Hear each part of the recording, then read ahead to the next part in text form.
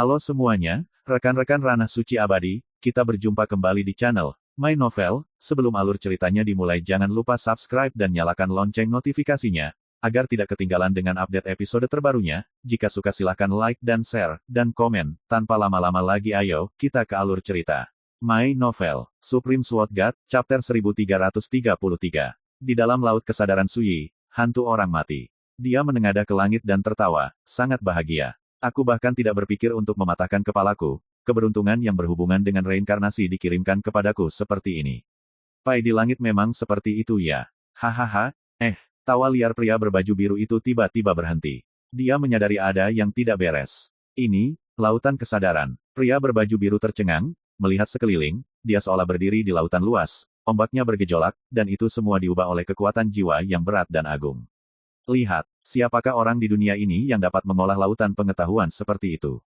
Pria berbaju biru terkejut. Dalam hidupnya, dia adalah raja sejati dari alam Ascension, dan dia hanya selangkah lagi untuk naik ke tingkat kelas abadi. Berdasarkan pengalamannya, dia telah melihat lautan yang menakjubkan dari pengetahuan. Tapi apa yang dia lihat membuatnya merasa luar biasa. Apakah ini yang membuat orang yang bertanggung jawab atas reinkarnasi menjadi istimewa? Pria berbaju biru tercengang. Dia tidak menunda, dia tiba-tiba mengulurkan tangannya dan mencubit masing-masing tangan. Boom! Ketika saya menempati tempat ini, saya dapat memurnikan jiwa anak ini, belajar dari pengalaman dan pengalamannya, dan mengekstrak rahasia reinkarnasi darinya. Yah, tubuhnya baru berusia 20-an sekarang, dia mekar penuh, dan dia telah ditempa dengan sangat baik. Dengan sedikit pengorbanan, dia bisa berubah menjadi tubuh Taoku.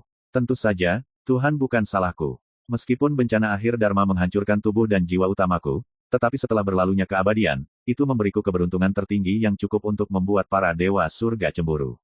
Semakin pria berbaju biru memikirkannya, semakin bersemangat dia.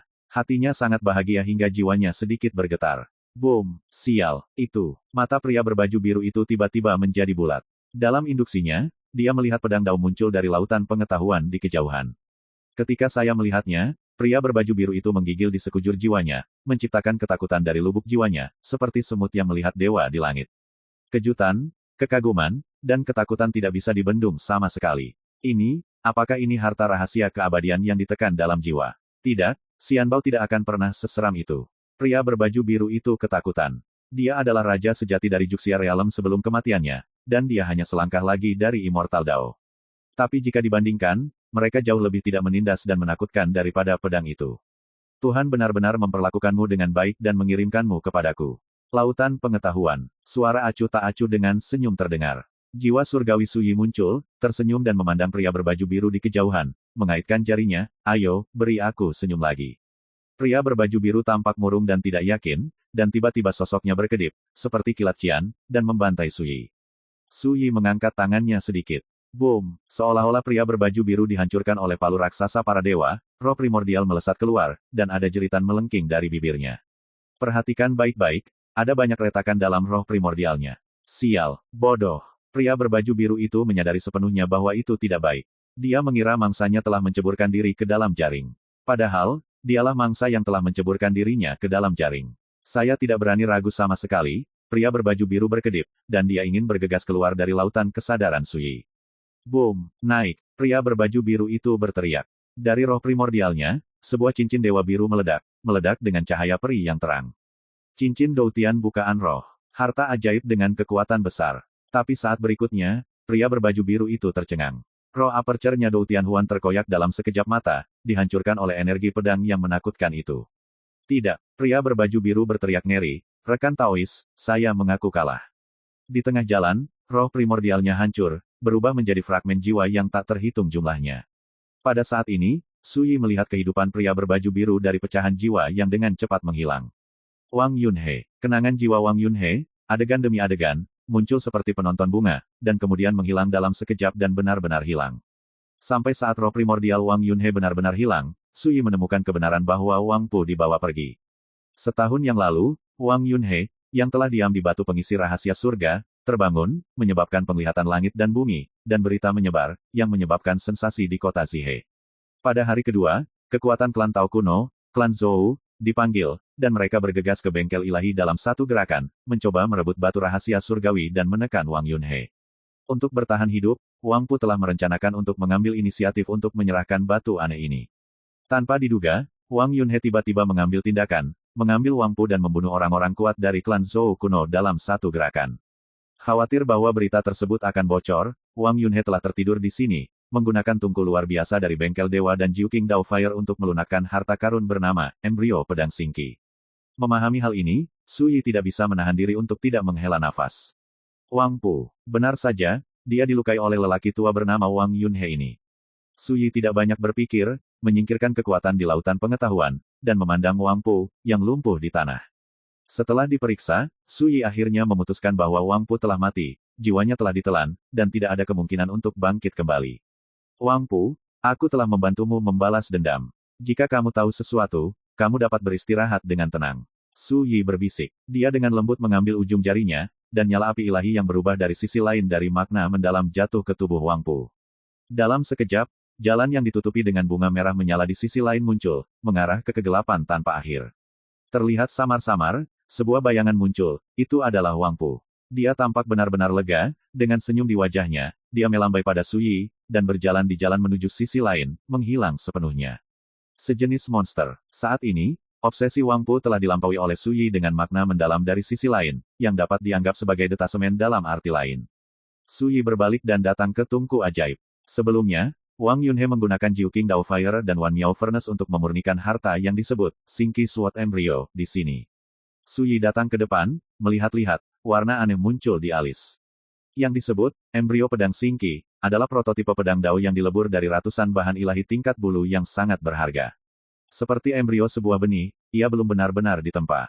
Murah bagiku. Mengambil kesempatan ini sudah cukup untuk menyusun kembali pedang dunia. Teknik pemurnian artefak misterius muncul di benak Su Yi. Namanya sangat sederhana, disebut 12 pedang. Faktanya, dewa kekacauan tidak bisa dikorbankan sama sekali. Ini adalah hal yang diakui di dunia.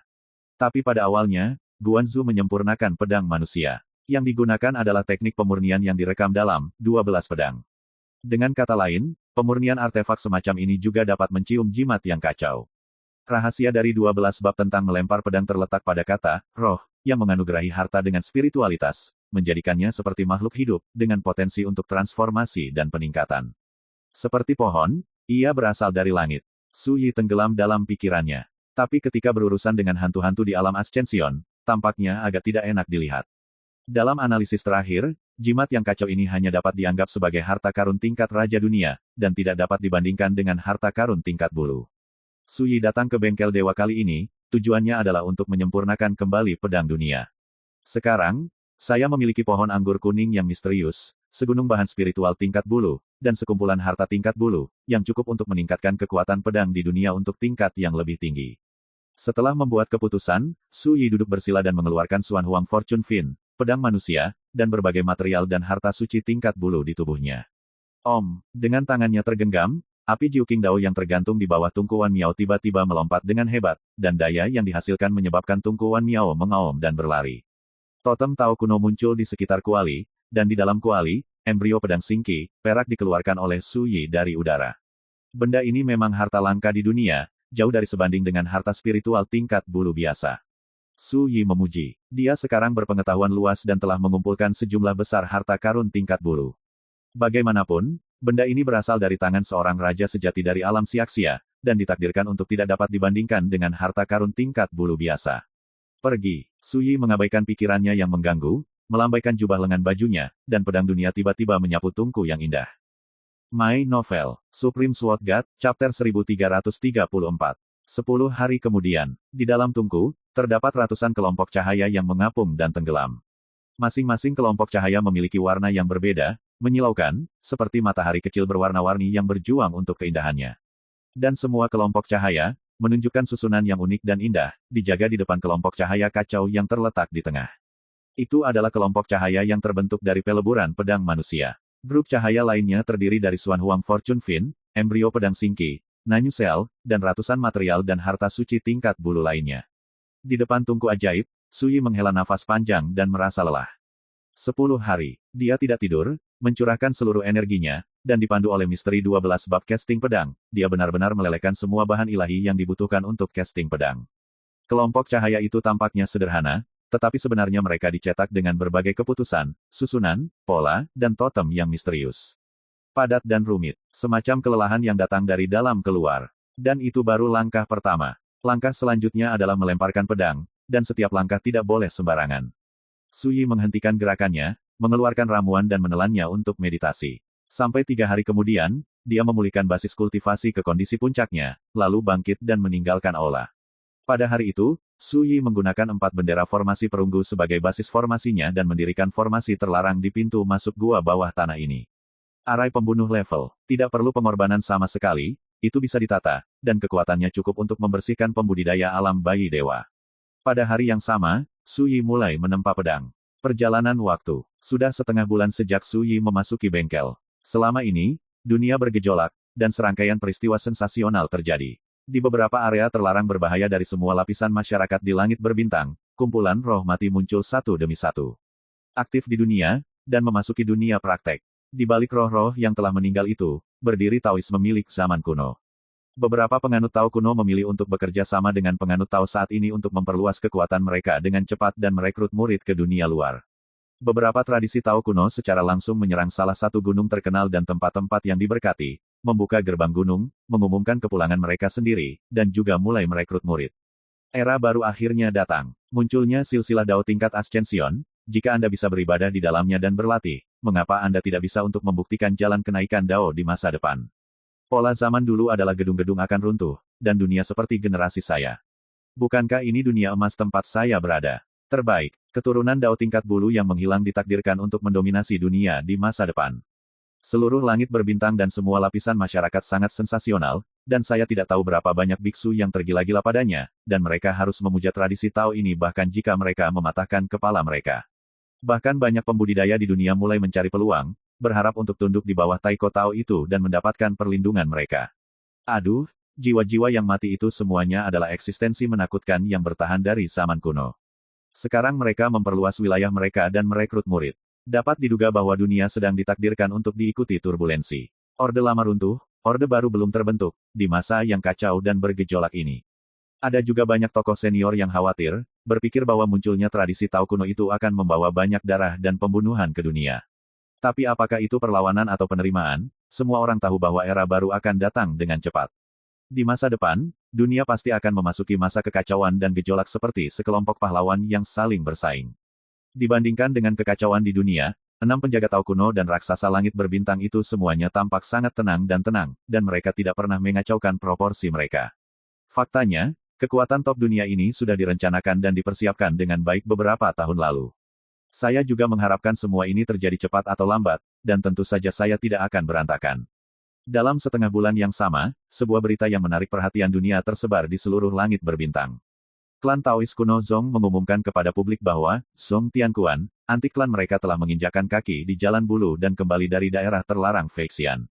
Berita ini secara langsung menyebabkan gempa bumi besar di dunia, dan saya tidak tahu berapa banyak kekuatan besar yang melihatnya. Apakah ini berarti bahwa keluarga Zong, barang antik tua, dapat disebut sebagai orang pertama yang menginjakkan kaki di Jalan Bulu sejak zaman kuno? Seseorang gemetar. Meskipun, dunia telah lama mengetahui bahwa jiwa-jiwa yang mati dengan kebijaksanaan itu semuanya adalah keberadaan yang menakutkan di jalan menuju kenaikan. Demikian pula, berita tentang Zong Tianquan menginjak jalan berbulu telah menyebar ke seluruh langit berbintang sejak beberapa waktu lalu. Tapi bagaimanapun juga, ketika jam Tianquan belum kembali dari area terlarang Feixian. Dan sekarang, Zong Tianquan kembali. Kembalinya dia seperti awal yang baru, yang berarti bahwa orang-orang di dunia ini telah menaiki jalan kenaikan yang menghilang untuk selamanya.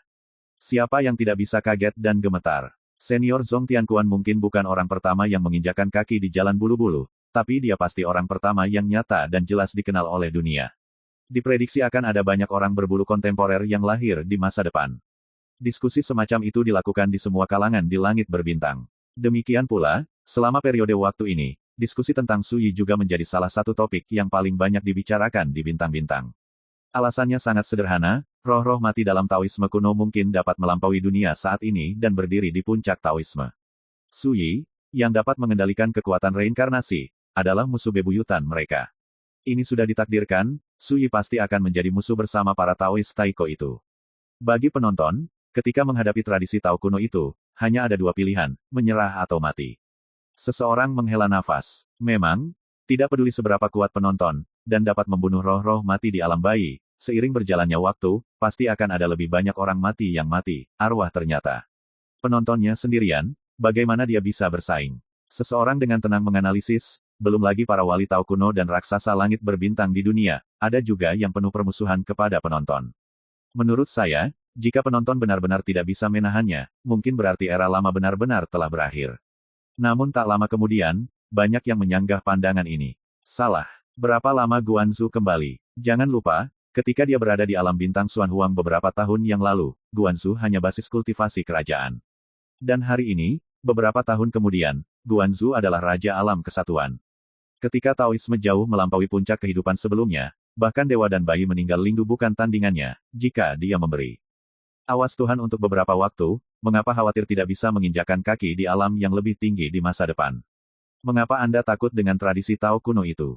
Menurut saya, di masa depan, siapa yang bisa menguasai pasang surut dunia tidak diketahui. Beri penonton waktu lebih lama. Oh, menurutmu apakah penganut Tao kuno itu akan mentolerir kenaikan penonton yang cepat? Apakah menurutmu raksasa langit berbintang dan penjaga kuno itu akan menyaksikan Tuhan menjadi lebih kuat? Sederhananya, penonton hari ini sudah lama menjadi musuh di dunia. Jangan heran jika mendengar kabar meninggalnya penonton, karena seseorang, lagi pula tidak mungkin melawan tren umum dunia. Semua jenis perselisihan dan diskusi menyebabkan kehebohan di seluruh dunia. Kedalaman lautan sihir yang tak terbatas. Bahkan Pluto mengetahui berita itu dari anjing bumi bernama Sing, jadi dia tidak bisa tidak khawatir dan meminta nasihat dari Master Hong Yun. Senior, Paman Su, dia akan baik-baik saja. Sen Hong Yun memegang teko dan sedang menyirami bunga ketika dia mendengar kata-kata itu dan berkata dengan linglung, jika orang yang bertanggung jawab atas reinkarnasi itu abadi, selama dia tidak kehilangan kekuatan reinkarnasi, bahkan jika Anda mati, Anda akan memasuki reinkarnasi lain, jadi mengapa khawatir? Pluto tertegun sejenak, lalu mengangguk pelan, sepertinya benar. Kehidupan masa lalu Su Yi adalah Master Pedang Xuanjun, dan kehidupan masa lalu Master Pedang Xuanjun adalah Guanzu. Tidak diragukan lagi, dia yang bertanggung jawab atas reinkarnasi tampaknya tidak perlu khawatir tentang kematian. Saya harap pria itu melakukan jungkir balik yang hebat. Tu Dok Sing bergumam. Su Yi selalu memandang rendah. Yang lain tahu bahwa itu bukan anjing lokal biasa, tetapi hanya Su Yi yang memperlakukannya sebagai anjing lokal asli, dan bahkan menggosok kepala anjingnya dengan kasar. Tiba-tiba, Tu Gou teringat sesuatu dan bertanya, Tuan, Peri Mo Qingzhou mengundang Anda untuk menghadiri konferensi Dharma Kungsian, apakah Anda akan pergi? Orang Hong Yun yang sebenarnya tampaknya tidak sadar, dan berkonsentrasi menyirami bunga. Anjing bumi segera tahu bahwa pemiliknya sama sekali tidak tertarik dengan kelompok makhluk abadi ini, jadi dia tidak bertanya lebih lanjut. Kuil Jekong, kenapa kamu mengincar tuan mudaku, ada apa dengan dunia ini? Wei San sedikit khawatir. Biksu Kongshi berkata sembarangan, jangan khawatir, saudaraku Guanzu bukan seorang vegetarian, terlebih lagi, dengan patriark dan seniorku Qingxi sebagai pendukung, apa-apa kamu takut? Tidak jauh, Sword Immortal Qingxi dan Sword Mong Jiekong saling melirik, dan sudut bibir mereka berkedut tanpa terasa. Ya, mereka ditipu oleh orang ini. Su Yi, yang sedang mengayunkan pedang, tidak menyadari semua yang terjadi di luar. Waktu berlalu, dan setengah bulan lagi telah berlalu. Hari ini, orang-orang di kota Zihe tiba-tiba mendengar nyanyian pedang yang aneh, seperti suara dewa dari 9 hari lagi, bergema di bawah langit. Pada saat ini, semua orang di kota gemetar. Tanpa sadar, dia melihat ke langit. Di bawah langit cerah, saya tidak tahu kapan awan petir emas biru muncul. Awalnya hanya menutupi radius 10 mil. Seiring berjalannya waktu, awan biru menjadi lebih tebal dan lebih besar. Di lapisan awan, guntur bergemuruh, dan kobaran api berkobar. Aura kehancuran yang menakutkan menyebar ke seluruh dunia dan menyelimuti langit di atas kota Zihe. Dan di gua bawah tanah itu, Su Yi juga mengantarkan momen paling kritis untuk casting pedang. Berhasil atau gagal? My Novel, Supreme Sword God, Chapter 1335. Tungku ajaib meraung keras, dan nyala api mendidih seperti aliran deras. Jiuqing Dao Fire bahkan lebih indah. Terlihat samar-samar, hanya ada kelompok cahaya warna-warni yang tersisa di tungku, seukuran mulut mangkuk, seterang fajar bayi yang baru lahir. Luar biasa, tampaknya telah merenggut keberuntungan, mengisinya dengan spiritualitas yang tak terlukiskan. Ini memberi kesan bahwa grup ringan ini akan hidup kapan saja. Di depan kuali, Su Yi duduk bersila, ekspresinya fokus dan tenang, tangan dan 10 jarinya dengan cepat tersedak, dan dia memanipulasi Jiuqing Dao Fire dan Wan Miao Furnace, terus-menerus membuat marah sudah menempa embrio pedang. Sekarang, hanya dengan melemparkan embrio pedang akan memicu penglihatan. Jika tidak ada yang lain, orang-orang di kota Zihe telah memperhatikan tempat ini. Su Yi sedikit mengernyit. Seberapa kuat akal sehatnya, dia segera menyadari bahwa saat dia mengayunkan pedangnya, dia menyebabkan penglihatan tak terduga tentang langit dan bumi. Awan guntur biru emas muncul di bawah langit, awan bersinar, dan guntur bergerak ke segala arah. Dan ini baru permulaan. Dengan berjalannya waktu, visi di bawah langit masih berubah drastis. Ini adalah sesuatu yang tidak pernah terpikirkan oleh Su Yi sebelumnya. Perlu dicatat bahwa ketika Master Penonton mengeraskan pedang dunia, dia tidak pernah menyebabkan keajaiban surga dan bumi yang luar biasa. Su Yi terlambat memikirkan hal ini. Mesin pemurnian telah mencapai momen paling kritis. Pergi. Su Yi menjentikkan lengan baju dan jubahnya, dan memasukkan sisa bahan ilahi ke dalam tungku yang luar biasa. Sesaat kemudian, pola dekrit misterius muncul di kehampaan, seperti kekacauan pada awalnya. Dekrit ilahi. Salah satu dari 3 dekrit, berkah, yang dicatat dalam 12 bab dari melempar pedang. 1 inci persegi adalah hati. Arti mengubah Tuhan, mengubah dan mengembangkan keilahian. Dengan cara ini, ketika pedang Dao dibuat, ia akan memiliki kesesuaian yang paling sempurna dengan keadaan pikiran dan perilaku Dao-nya sendiri. Setelah membuat sketsa pesanan ini, Su Yi merasa lelah. Ini hanya beberapa pesanan, dan itu menghabiskan sebagian besar energinya, yang benar-benar terlalu menakutkan. Mengambil napas dalam-dalam, Su Yi mencelupkan telapak tangannya, dan lidahnya meledak menjadi guntur. Surga memiliki rohnya, saya memiliki rohnya, menciptakan dan mengubahnya, untuk membuktikan inci persegi. Boom! Ledakan! Ledakan! Seluruh aula dihempaskan ke dalam kekuatan pedang yang menakutkan. Kekuatan ritmis padam, yang mengejutkan Su Yi, bahkan tungku ajaib pun berdengung dan bergetar, tampaknya tersembunyi. Ada tanda-tanda tak terbendung. Ini, Su Yi merasa sesak. Tungku ajaib akan segera dipadamkan. Mungkin terlalu banyak. Senyum masam muncul di bibir Su Yi. Ia ingin membuat pedang paling membanggakan di dunia. Siapa sangka embrio pedang yang ia buat akan begitu tiran. Jika ini terus berlanjut, Tungku Wan Miao dan api Jiu Qing Dao harus dihancurkan. Tetapi jika Anda berhenti di situ, Anda akan kehilangan semua upaya Anda. Mengendarai harimau mungkin sulit. Boom! Ledakan! Ledakan! Irama yang dihasilkan oleh embrio pedang semakin menakutkan, membuat Tungku Wan Miao bergetar hebat, dan bahkan ada tanda bahwa itu akan lepas kendali. Su Yi tidak berani berpikir lagi, dia mengertakkan gigi dan mengabdikan dirinya untuk pengorbanan. Pada saat yang sama, dunia luar. Yang membuat orang luar biasa adalah adanya penglihatan luar biasa yang tercermin dalam awan petir berwarna biru kemasan. Kadang-kadang, lantunan kuno pengorbanan leluhur bergema dengan keras, dan lantunan-lantunan yang menggetarkan hati orang-orang bergema seperti suara surga. Adegan itu terlalu ajaib, dan membuat Zhe City menjadi sensasi yang lengkap. Apakah ini harta karun tak dikenal yang keluar? Seru seseorang. Beberapa tokoh senior dengan moralitas tinggi telah dikirim satu demi satu, dan mata mereka melihat ke tempat bengkel itu berada. Sumber penglihatan ada di sana. Lokakarya Sen. Mungkinkah bangsawan misterius itu mengundang Tuan Wangpu untuk mengorbankan sepotong Taoisme? Seseorang bergumam pada dirinya sendiri. Setahun yang lalu, sebuah visi yang menghancurkan dunia terjadi di workshop Sengong, yang menarik perhatian semua arah. Segera, seorang pria besar misterius memasuki bengkel, dan mulai hari itu, bengkel tidak lagi terbuka untuk umum. Dan setelah selang 1 tahun, ada visi yang menghancurkan dunia, yang secara alami membuat orang membayangkan. Awan mendung menutupi 8.000 kaki, dan penglihatannya penuh dengan keberuntungan. Senjata ajaib macam apa yang harus disempurnakan untuk menarik penglihatan langka seperti itu di dunia? Saya mendengar bahwa seorang pria muda masuk ke bengkel sebulan yang lalu. Saya tidak tahu apakah masalah ini terkait dengan pria muda itu. Ada kehebohan di kota, dan ada banyak diskusi.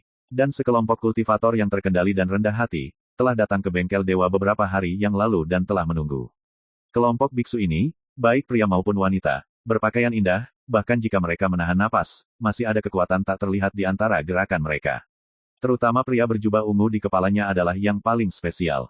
Lihat penglihatan ini, jika harta ini keluar, itu pasti seorang prajurit Tao tingkat bulu yang luar biasa. Pria berjubah ungu berbisik, dan warna aneh muncul di antara alisnya. Pasti roh mati yang tersembunyi di batu aneh yang memurnikan tentara Tao. Di satu sisi, seorang pria tua berambut putih adalah pembunuh.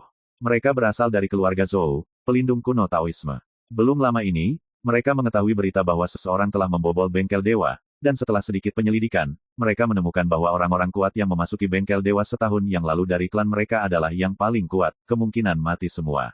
Jika bukan karena pria berjubah ungu yang menghentikan mereka, mereka pasti sudah memasuki gua bawah tanah. Di alam bawah sadar mereka, mereka telah lama menganggap pelakunya sebagai Wang Yunhe yang telah terbangun dari batu rahasia surgawi.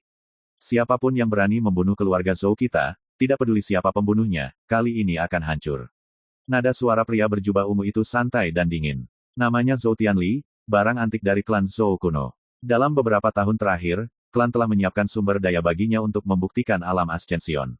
Tidak ada kebetulan, ketika jalur Ascension benar-benar muncul di dunia, dia akan dengan mudah menerobos alam. Ya, bahkan jika pihak lain adalah roh mati yang selamat dari akhir hukum, dia harus membayarnya. Pria tua berambut putih itu berkata dengan sungguh-sungguh. Tapi sekarang, ada orang yang berani membunuh anggota klannya secara brutal, bagaimana perseteruan ini bisa dibiarkan? Kali ini, mereka tidak hanya mengirim sekelompok pembangkit tenaga listrik teratas, tetapi juga diam-diam diikuti oleh 6 alam bayi ilahi penuh. 6 roh yang telah meninggal semuanya berasal dari tanah murni Nanli, dari Taoisme Taiko. Ini adalah kekuatan iblis yang telah berada di tingkat atas sejak zaman kuno. Sejak lebih dari 10 tahun yang lalu, klan Zhou kuno mereka dan master hebat, tanah murni Nanli, membentuk hubungan aliansi. Faktanya, di belakang 6 penjaga Tao kuno saat ini, ada garis keturunan Tao Taiko. Di belakang klan Roh King Luan, berdiri Gunung Wanlingxian. Di belakang klan Zhong kuno, berdiri Menara Abadi Pedang Ajaib. Contoh serupa sering terjadi di dunia berbintang saat ini. Harta karun yang memicu penglihatan langit dan bumi ini akan segera keluar, dan Anda dapat mempertimbangkan untuk membuatnya. Tiba-tiba terdengar suara dingin. Diam-diam, seorang pria parubaya mengenakan syal persegi dan wajah putih muncul dari udara tipis. Selamat, jiwa yang telah meninggal dari tanah murni Nanli, dari tradisi Tao Taiko, yang memiliki kekuatan tingkat Tao sebelum kematiannya, memiliki latar belakang yang menakutkan. Dia juga pemimpin dari 6 roh mati yang dikirim bersama klan Zhou kuno kali ini. Pemikiran senior, strategi apa yang harus saya ambil? Zhou Tianli dengan rambut putih dan jubah ungu bertanya. Jangan repot-repot, lanjutkan saja dan hancurkan formasi ini. Zhu Tong berkata ringan, dengan saya dan 6 orang lainnya menyapu formasi, itu cukup untuk membuat lawan sulit terbang. Omong-omong, dia melihat pemandangan luar biasa di bawah langit dan mengingatkan, ingat, harta yang akan keluar ini akan menjadi milikku. Alis Zhou Tianli berkerut tak terlihat, merasakan sakit di daging, tetapi mengangguk, itu wajar. Berbicara, dia tidak lagi ragu-ragu, dan memimpin pembangkit tenaga listrik keluarga Zhou bangkit dari udara tipis. Pada saat ini, mereka tidak lagi menahan napas, dan kekuatan mereka tersapu seperti badai, yang segera menarik perhatian banyak mata di kota. Apa itu? Pria hebat dari klan Zhou kuno. Ya Tuhan, apakah mereka mencoba mencuri harta karun? Seruan terdengar, dan aku tidak tahu berapa banyak ekspresi orang yang berubah. Rumor tentang klan ini semuanya terkait dengan pembunuhan berdarah, yang membuat orang membicarakannya. Namun, tidak ada yang akan membayangkan bahwa penglihatan luar biasa yang dipicu oleh lokakarya Sengong benar-benar menarik dambaan klan Zhou kuno. My Novel, Supreme Sword God, Chapter 1336. Di gua bawah tanah, Su Yi, yang sedang memperbaiki artefak, merasa sesak. Pada waktu yang hampir bersamaan, klik, tungku ajaib hancur, dan sebilah pedang terangkat ke udara. Bentuk pedang ini berbeda dengan pedang manusia. Saat pedang ini terbang ke udara, awan hujan ringan yang tidak jelas seperti kekacauan, bergelombang seperti air pasang, dan menghilang seperti bernafas. Masih menunggu reaksi Su Yi. Boom, pedang ini meledak dengan kecemerlangan ilahi, menelan pecahan tungku ajaib dan api Jiu King Dao dalam satu gerakan. Pedang berubah lagi, dan bagian dalam pedang seperti terbakar, menghasilkan fluktuasi kekuatan mengerikan yang tak terlukiskan. Semua perubahan ini di luar kendali Su Yi dan di luar imajinasinya. Tubuh pedang. Saya masih meremehkan misteri dari 12 bab casting pedang. Sejak persegi inci Divine Decree dibangun, transformasi pedang ini telah mulai melampaui kendali saya. Su Yi diam-diam berkata. Dia terkejut dan terkejut, tetapi lebih dari kejutan. Serangkaian perubahan ini bukanlah hal yang buruk, sebaliknya, itu telah menyebabkan transformasi luar biasa dari pedang Dao yang telah disempurnakan. Berteriak, Su Yi terkejut, dan segera mengejarnya. Meskipun pedang ini tidak memiliki jiwa, namun spiritualitasnya unik. Naik, di bawah langit, Zhou Tianli dengan pakaian ungu dan rambut putih mengangkat tangannya. Boom, sebuah palu raksasa hitam diselimuti guntur dan kilat naik dari langit. Petir, harta karun setingkat bulu, dengan satu pukulan, dapat mengguncang langit dan menghancurkan gunung dan sungai. Ketika harta ini berada di udara, fluktuasi kekuatan yang mengerikan membuat banyak orang berubah warna. Istirahat, Zhou Tianli berteriak keras. Pada pandangan pertama, itu tampak seperti matahari yang menggelegar jatuh dari langit. Tidak perlu diragukan lagi, di bawah pukulan ini, seluruh bengkel ilahi akan hancur dan menjadi reruntuhan. Tapi pada saat ini, raungan pedang besar bergema di seluruh dunia. Klik, semua orang terkejut. Melihat ke atas, saya melihat pedang Dao bergegas ke langit, seperti matahari di langit, di atas tepi pedang, ada suasana kacau tebal yang jatuh seperti air terjun. Langit dan bumi menjadi gelap, dan langit di atas kota Zihe dipenuhi dengan kekuatan pedang yang tak terlukiskan. Adegan luar biasa ini membuat banyak orang tercengang. Pedang macam apa ini? Senjata ajaib, Angela milikku. Tiba-tiba, sesosok tubuh bergegas keluar dari udara tipis, dan muncul di depan pedang. Ini adalah arwah yang telah meninggal dari tanah suci Nanli, semoga yang terbaik untukmu. Wajahnya penuh kegembiraan, telapak tangan dan jarinya mencubit bekas luka, dan dia menekan pedang di udara. Pedang bergetar hebat, bila pedang dipenuhi dengan energi kacau. Sidik jari Zutong ditentang dan diselesaikan. Ini membuat Zutong tidak terkejut tetapi senang, dan berkata, datang dan bantu aku, tekan harta ini. Dia bisa melihat bahwa harta ini jauh melampaui pengertian umum senjata sihir tingkat bulu, terutama kekuatan spiritual yang melekat pada tubuh pedang, yang langka di dunia. Aduh. Tiba-tiba, 5 roh mati lainnya yang datang bersama Zutong kali ini keluar dari kegelapan, dan bersama Zutong menekan pedang. 5 roh yang telah meninggal ini adalah laki-laki dan perempuan, semuanya menakutkan, dan taoisme mereka jauh melampaui alam raja. Tanpa diduga, saat mereka bergabung dengan Zutong, mereka tidak dapat sepenuhnya menekan pedang itu. Mereka saling memandang dengan ekspresi heran, dan mereka semua menilai bahwa pedang ini luar biasa dan di luar imajinasi. Zhou Tianli dan yang lainnya yang menyaksikan adegan ini dari kejauhan merasa menyesal. Sayangnya, sekarang hanya orang-orang dari Nanli Pure Land yang bisa lebih murah. Pada saat yang sama, banyak orang kuat di kota Zihe telah melihat pemandangan ini, dan mereka tidak bisa tidak terkejut. Chong Bao keluar, menarik 6 jiwa mati untuk menekannya bersama. Adegan seperti itu saja sudah cukup untuk membuat sensasi di dunia. Pedang Daoku, apakah itu sesuatu yang bisa kamu sentuh? Suara acuh tak acuh tiba-tiba terdengar, meskipun tidak besar, namun terdengar jelas di telinga semua orang yang hadir. Hati-hati, kemungkinan besar itu hantu. Mata Zhou Tianli sedikit menyipit, dan transmisi suara mengingatkan. 6 roh mati termasuk Zutong, yang menekan Dao Jian, juga memisahkan pikiran mereka dan melihat ke atas. Di bengkel, sesosok tinggi berjalan dengan santai. Dengan jubah hijau, dia melayang keluar dari debu. Ini Suyi, seorang pemuda. Zhou Tianli dan yang lainnya tercengang. Pada awalnya, mereka semua mengira bahwa orang yang mengorbankan pedang adalah roh mati dengan asal yang misterius. Untuk tujuan ini, mereka juga mengundang 6 roh mati dari tanah suci Nanli untuk dikirim bersama. Tapi tidak ada yang mengira bahwa lawannya hanyalah seorang pemuda dengan wajah yang tidak dikenal. Melihat ini, Zutong dan yang lainnya menghela nafas lega. Saudari Nikiao, kamu menatap anak itu. Zutong memesan. Dia terlalu malas untuk memperhatikan lagi, dia harus berusaha sekuat tenaga untuk menekan pedang itu. Ya, seorang wanita berbaju kuning memimpin. Tidak, pada tahap akhir alam persatuan, dengan usia di awal 20-an, bagaimana karakter seperti itu dapat menyempurnakan pedang Dao tingkat bulu yang luar biasa. Wanita berpakaian kuning bernama Nikiao terkejut dan menyadari sesuatu yang tidak normal. Dia tidak mengubah ekspresinya, dan memerintahkan Zhou Tianli melalui transmisi suara. Ini hanya raja kerajaan kecil, jangan buang waktu lagi, ambil tindakan cepat, dan bunuh dia. Zhou Tianli juga jelas menyadari ada sesuatu yang salah, dia tidak bisa menahan kerutan, bagaimana wanita ini bisa begitu bodoh sehingga dia tidak melihat ada yang salah dengan pemuda itu. Tidak, wanita ini mungkin berencana untuk menggunakan pria kuat dari keluarga Zhou mereka sebagai tombak.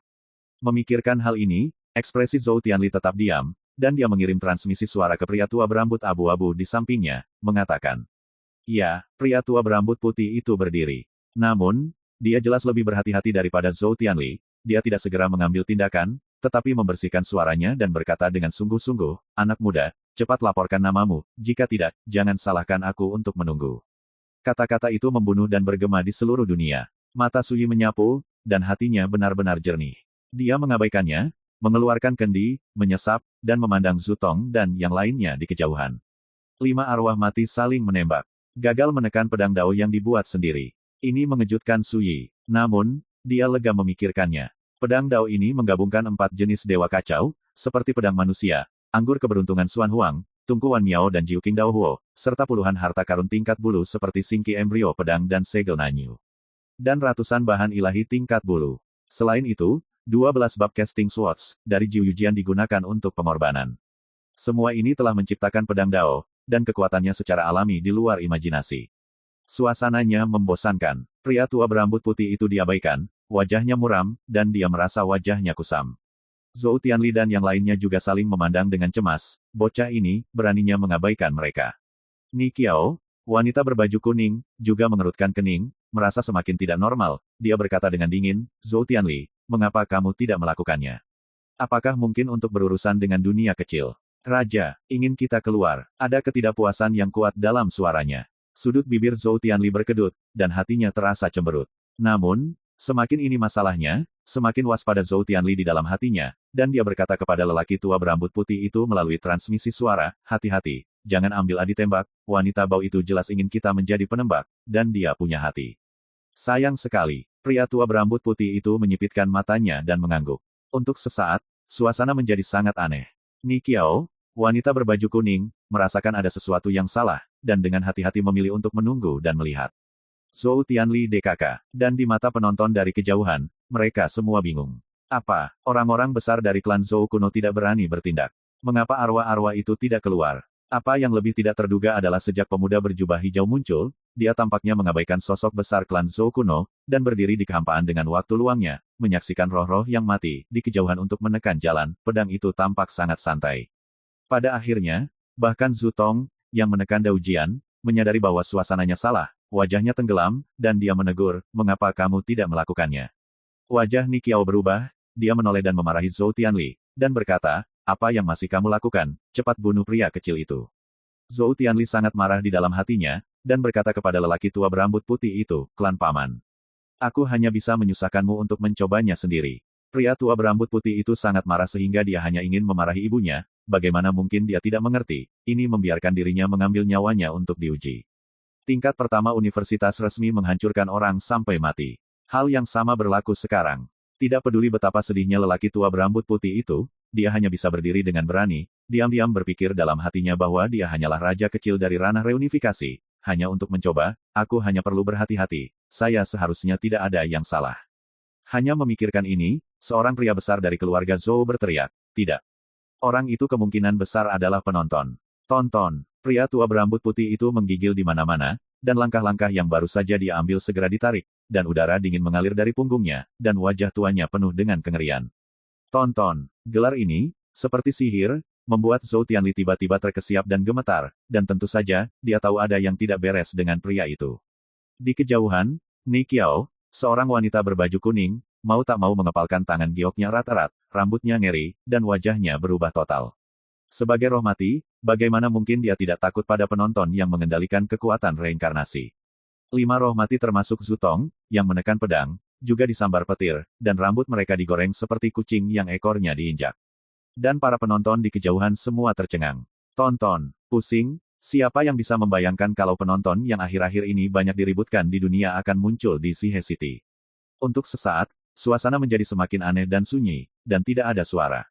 Hanya Suyi yang berdiri diam di sana, tampaknya tidak menyadari perubahan ekspresi semua orang yang hadir dan dunia baru, dan berkata dengan acuh tak acuh.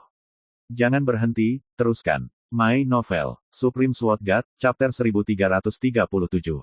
Pertempuran di kuil Jiekong membuat para biarawan di seluruh dunia mengerti betapa mengerikannya kekuatan tempur Suyi. Itu juga membuat jiwa-jiwa yang mati itu merasa tertekan dan ketakutan.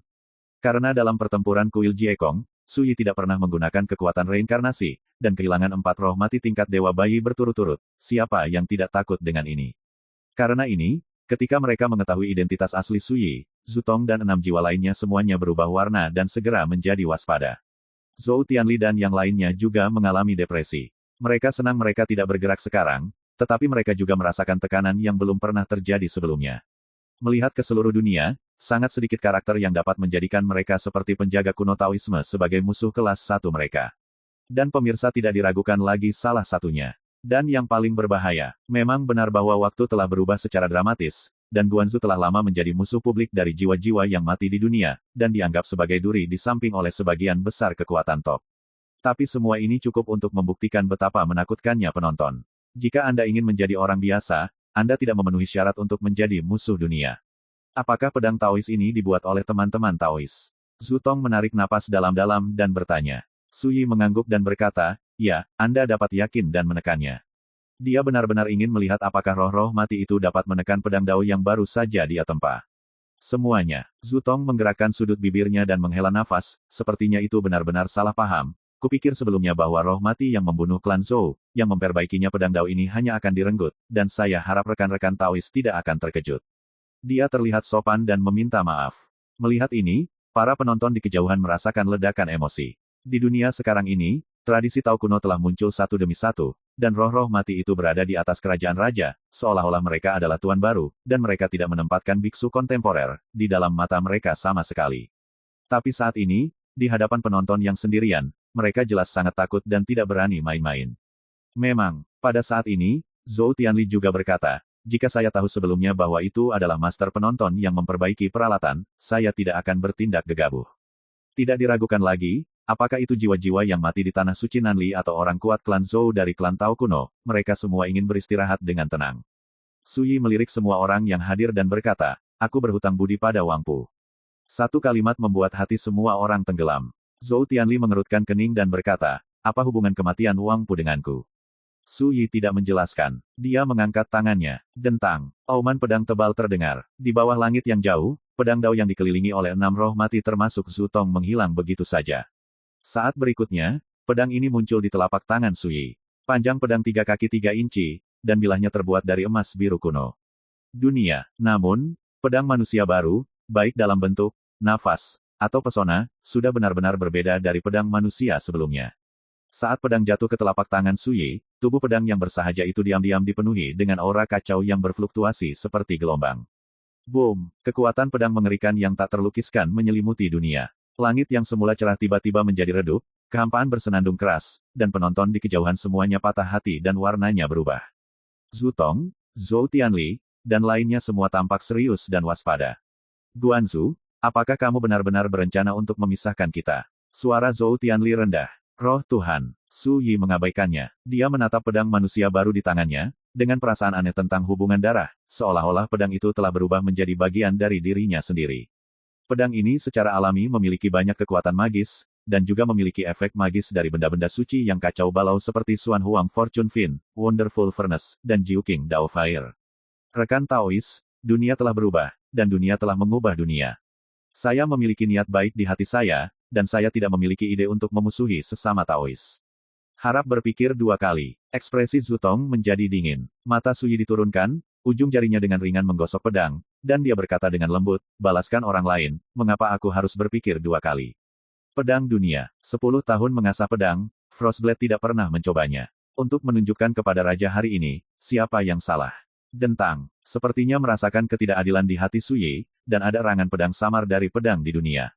Niat membunuh yang mengerikan, diikuti dengan menggemparkan dunia. Adegan ini membuat Zhou Tianli, Zhu Tong, dan lainnya terlihat murung.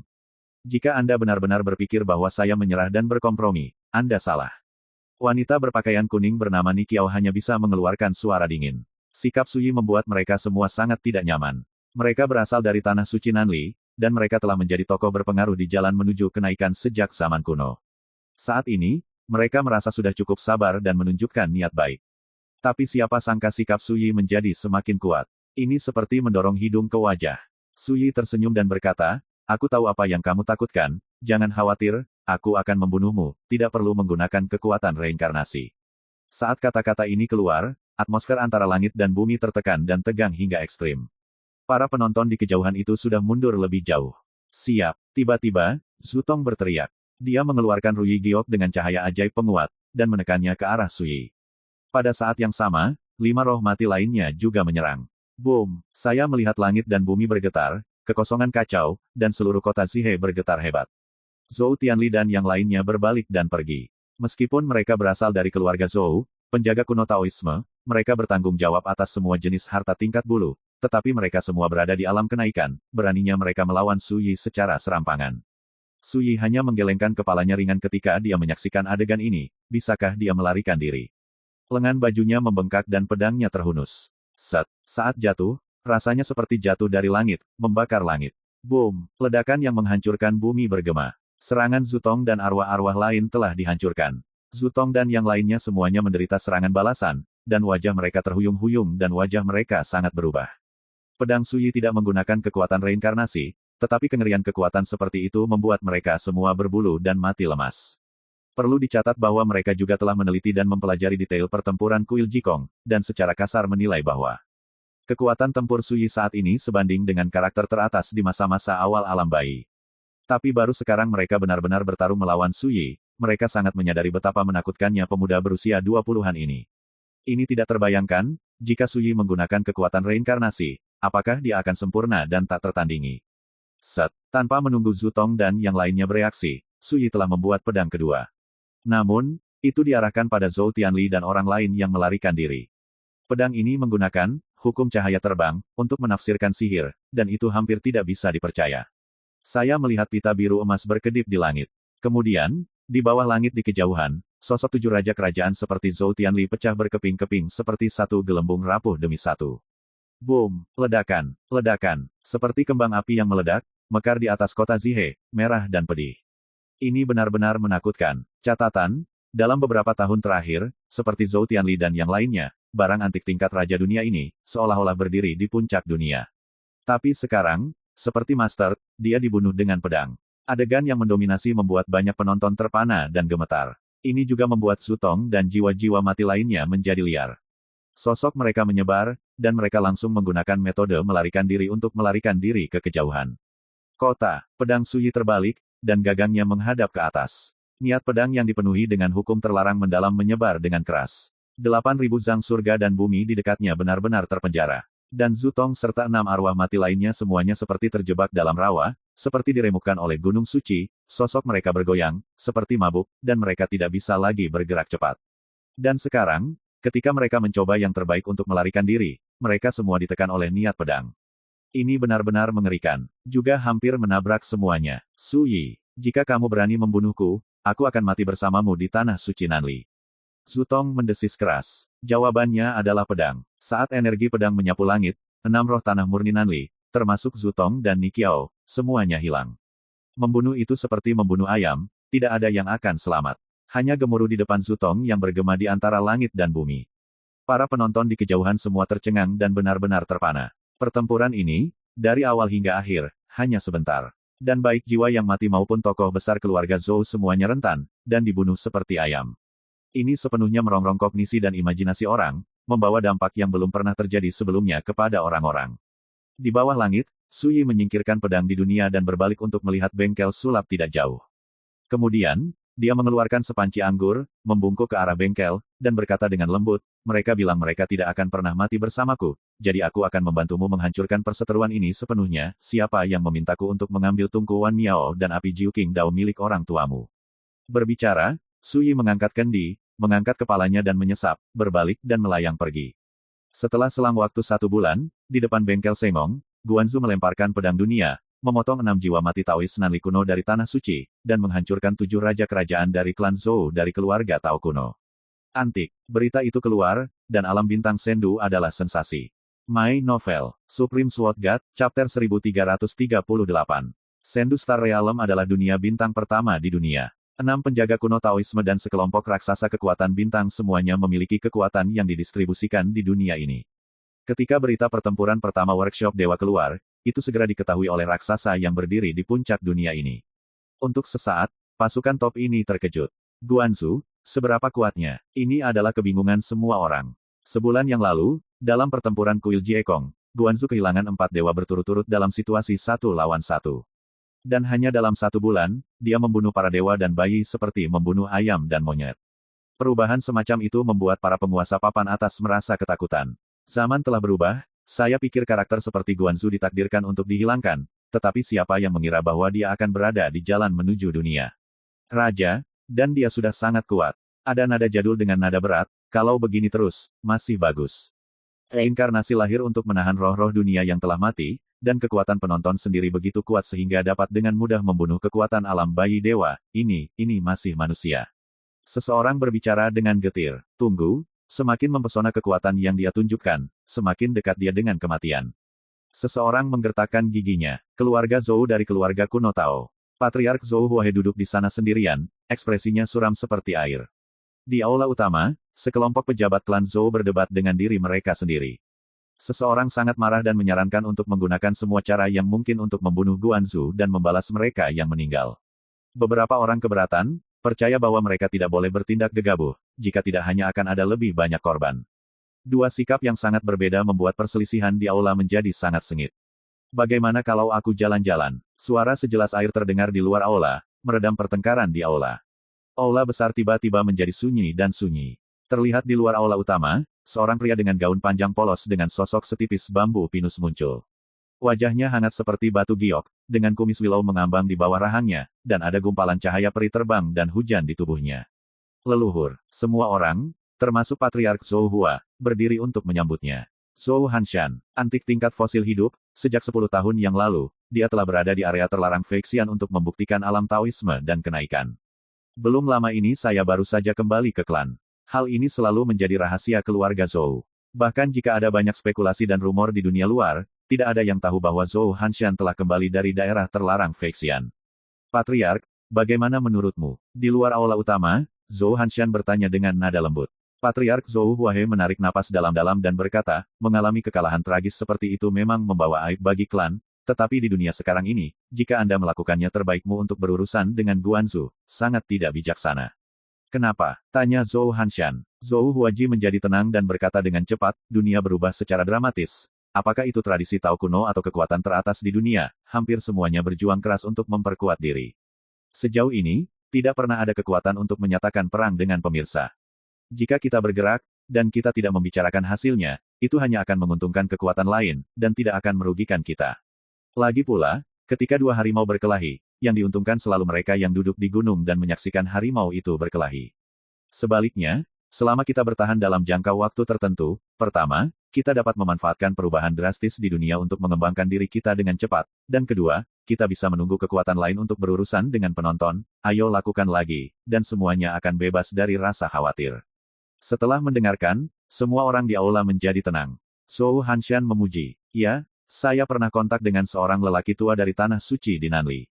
Menurutnya, dalam 6 bulan ke depan, akan ada 2 macam hal yang berharga, mencatat perubahan. 1.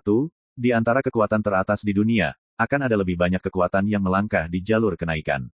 Kedua, dalam tradisi Tao kuno itu, berturut-turut akan ada roh mati pada tingkat Taoisme yang muncul kembali di dunia. Semua ini berarti situasi penonton akan menjadi semakin berbahaya, tidak ada kecelakaan, tunggu sebentar, akan ada yang tak tertandingi melawan penonton, dan perampokan itu dipentaskan. Ketika semua orang mendengar ini, mereka tidak bisa menahan diri untuk tidak bersorak.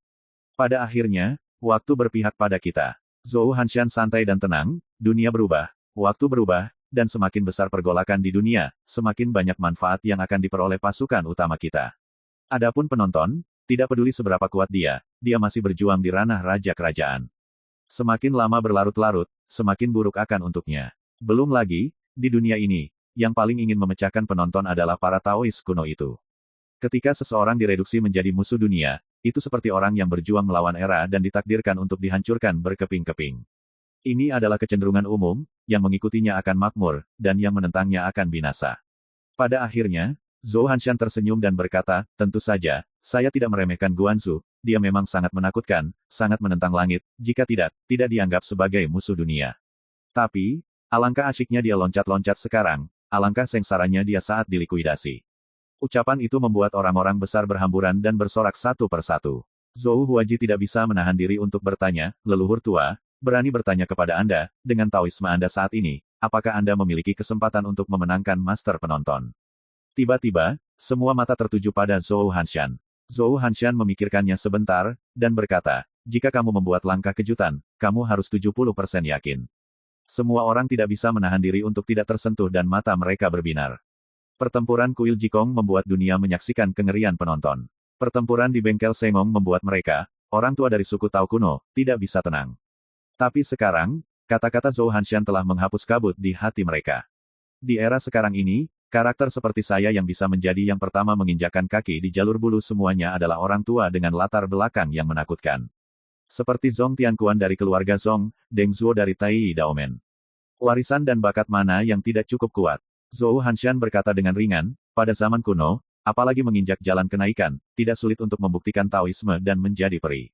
Dan saya pernah mengkonfirmasi dengan seorang pria hebat di Tanah Suci Nanli, menurut pria hebat itu, seorang beku seperti saya di alam bayi, ditempatkan di periode Taiko, itu pasti bisa disebut eksistensi tingkat atas, yang sebanding dengan karakter paling inti tak tertandingi dalam Taoisme Taiko. Pada akhirnya, dia tidak bisa menahan ekspresi jijik di antara alisnya. Saat ini, sekelompok dewa bayi pembangkit tenaga listrik seperti saya telah lahir satu demi satu, dan kelompok kekuatan ini saja sudah cukup untuk membuat penonton kewalahan. Saya bisa jangan angkat kepalaku. Jika roh mati di tingkat Dao lahir, ya. Pada saat itu, penonton akan mengontrol kekuatan reinkarnasi, dan tidak dapat lagi mengancam pihak lain, dia pasti akan mati. Diskusi serupa juga dilakukan di antara para Taois kuno dan raksasa kekuatan bintang lainnya. Dunia ini bergejolak, dan kebisingannya kuat. Seiring berjalannya waktu, lambat laun akan kembali sunyi. Ketika semua orang mengira bahwa klan Tao kuno, klan Zhou, akan melancarkan balas dendam paling kejam, klan Zhou memilih untuk bersabar dan tidak mengambil tindakan apapun. Setelah berakhirnya pertempuran pertama di Fangfang, apakah itu tradisi Tao kuno yang lahir entah dari mana, atau kekuatan utama di dunia, tampaknya bahwa ada pemahaman diam-diam, dan mereka tidak pernah mengambil tindakan apapun terhadap penonton. Bahkan, untuk menghindari kemarahan penonton, pada kesempatan berikutnya, dia bahkan tidak akan membicarakan topik yang berkaitan dengan penonton. Dunia jarang menjadi tenang. Siapapun yang memiliki indera penciuman yang tajam menyadari bahwa ini hanyalah ketenangan sebelum badai. Kuil Jekong. Dedaunan keemasan berguguran di halaman saat senja, menumpuk tumpukan tebal. Suyi berbaring di kursi rotan, memandangi dedaunan berguguran yang berwarna-warni dan keindahan musim gugur yang tenang. Dia telah kembali selama setengah bulan. Dia telah membersihkan dan memperbaiki kuil Jekong. Kadang-kadang, dia mengobrol dengan King Shi Jianxian dan Biksu Pedang Jekong, dan mengobrol tentang masa lalu di zaman kuno. Sejauh ini, dia jelas memahami banyak hal. Periode primordial, juga dikenal sebagai era kiamat Dharma, malapetaka kiamat Dharma pecah, menumbangkan semua tradisi budidaya yang ada di dunia. Itu juga menghancurkan banyak orang kuat dari negeri dongeng. Saat ini, zaman telah berubah secara dramatis. Setelah selang keabadian, jalan kenaikan akan muncul kembali di dunia, dan mereka yang telah terbangun dalam keheningan keabadian juga akan muncul satu demi satu. Ada raksasa yang dulunya beragama besar, ada talenta tiada taraf yang pernah meliput suatu zaman, dan ada juga keturunan peri yang istimewa dan misterius. Menurut spekulasi King Shi Jianxian, ini bisa memakan waktu hanya 3 bulan dan hingga setengah tahun. Roh alam Tao telah mati pada zaman dahulu, dan itu sudah dianggap sebagai orang besar tingkat atas. Yang paling penting adalah tingkat roh yang telah meninggal ini, yang hanya mengandalkan kekuatannya sendiri, dapat melindungi diri dari penindasan dari kekuatan reinkarnasi. Tapi tidak cukup untuk membunuh. Kecuali, kultivasinya dapat menembus ke alam yang lebih tinggi. Dalam hal ini, Suyi pernah meminta King Shi Jianxian untuk menggunakan kekuatan harmoni realem untuk mengonfirmasi. Pada akhirnya, ditemukan bahwa kecuali kekuatan pertahanan roh-roh dari alam Dao gabungan dipatahkan, ancaman kekuatan reinkarnasi kepada lawan-lawan ini telah sangat lemah dan tidak bisa diserang lagi. Waktu memang semakin mendesak. Suyi mengusap alisnya dengan lembut.